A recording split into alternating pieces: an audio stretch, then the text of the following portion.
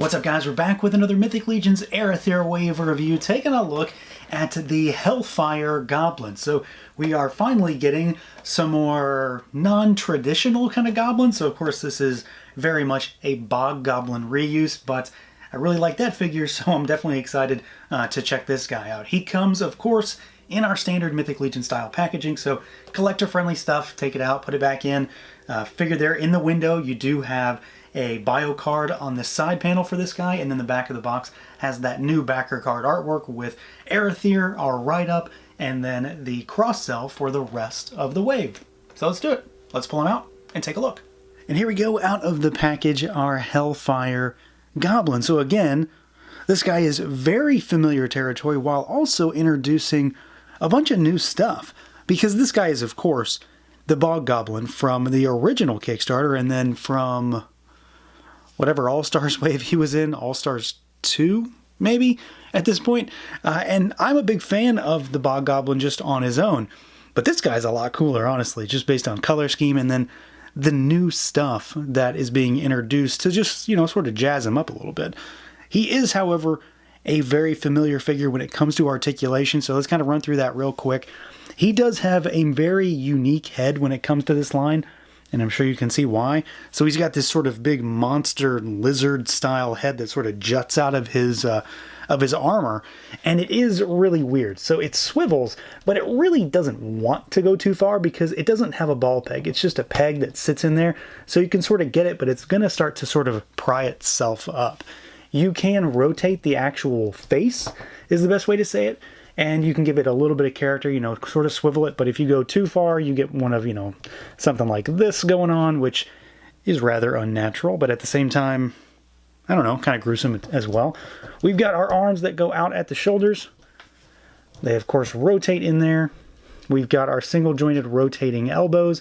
You've got the swiveling forearm. You've got our hinged up and down, you know, side-to-side vertical and rotating wrists there. This is a 1.0 style figure. So we've got a ball peg at the waist. It goes backwards, forwards, pretty good.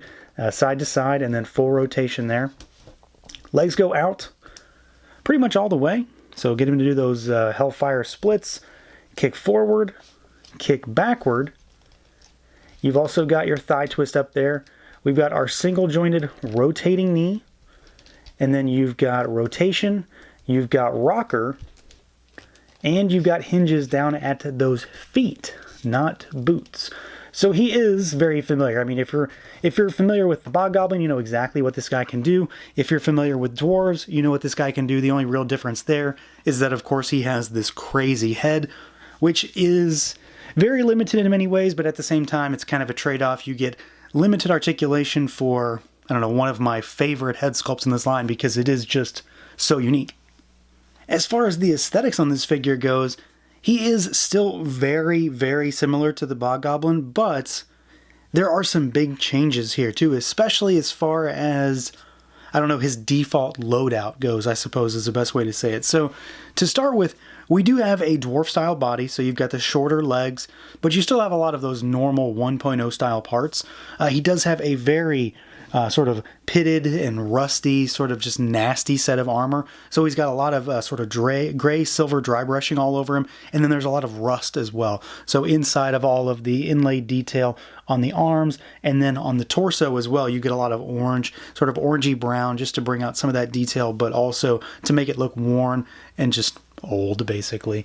He does have hands and feet, and that is definitely one of the big differences with this guy. So you've got sort of style pose hands, and these are not the same hands that come on Belphegor. They're a different sculpt, a different expression, and he does have sort of the same markings on his hands that are all over his head. So you've got the red hands with the blue and the black spots, and the same goes for the feet down there as well. So of course, this line, or this wave rather, introduces hand and feet packs, and we get bare hands, we get bare feet, and this is where some of that comes from. So it's interesting to see these implemented in a standard figure and not just in those packs, especially because this guy obviously comes with extra hands to grip his weapons, because he can't really grip anything with these sort of style post hands. So I really like that inclusion of extra hands with this guy, just to give him a little bit of a difference, and again, change him up from the Bog Goblin in one small way, but it's a meaningful way as well. He does have new parts when it comes to the torso, so this is the same chest piece that the red shield soldier has, but it looks entirely different because that soldier has a very clean set of armor. This guy has, of course, all the dirt and the grit and the grime and the rust all over it. So it's another instance of parts reuse on two very different characters or different figure types that works really well just by giving it a new coat of paint, really. And then he does, of course, have, again, one of my favorite head sculpts in this line, just because it is so weird and different, and it's nasty looking. This is a different head sculpt than we got with the original Bog Goblin. It's just a change up because he does have this open mouth, but you have all of that blue and the black spotting and just the sort of fade from red all over the back and the top. He has this sort of screaming expression, and one thing we'll get to is he has a swappable tongue, which is really crazy. Certainly not a common feature on most action figures. So you've got, this big thick tongue sitting there in his mouth, and we can swap that out later for something different. But I like this head style, this particular sculpt, in the red color scheme with all of those different accents, because it definitely clashes with itself and it looks really different in comparison to what is really just a nasty normal suit of armor. So he's got all of these bright, vibrant colors alongside a lot of dingy colors as well. And I think it works really nicely just to make something that's probably going to pop a little bit alongside your other legions, because there isn't a lot of this kind of color palette on the shelves right now.